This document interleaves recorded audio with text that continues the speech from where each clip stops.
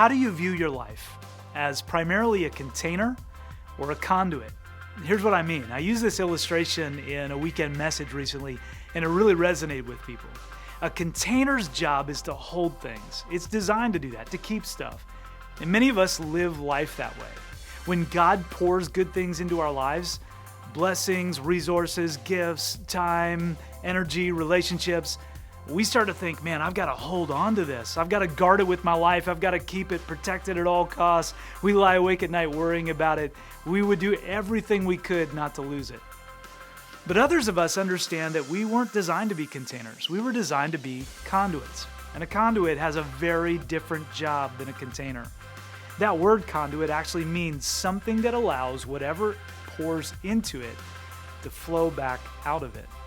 And when we live the conduit life, what we do is we take the good things God pours into our lives and we allow them to flow through us. Instead of holding on to everything, hoarding it, worrying about it, protecting it with our life, we give away our life. We take the gifts and the resources and the opportunities God has given us, and we find a way to use them to make a difference in the lives of other people.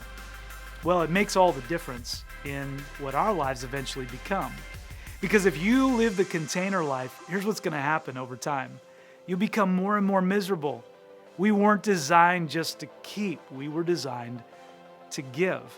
And scum forms on the surface of anything that's left stagnant and still for too long. But when you live the conduit life, you begin to discover the joy of what Jesus meant when he said, "It is more blessed to give than it is to receive." Now, it can be very simple. Maybe there's a relationship you're in right now where you recognize, I've been keeping back the best of me. Maybe you come home after a long day at work and you give your family the leftovers and you hold your time and your energy tight to your chest. Maybe there's an area where you've allowed greed or materialism to keep you from being generous to the people around you. It can be so small to start, but when you decide to be a conduit, you discover that you can do it. By God's grace, you can make a difference in the lives of people around you. And when you do, you will experience extraordinary joy. So let me encourage you today. Don't be a container. Leave that container life behind. Embrace the conduit life, where whatever God pours into you flows out through you to bless other people.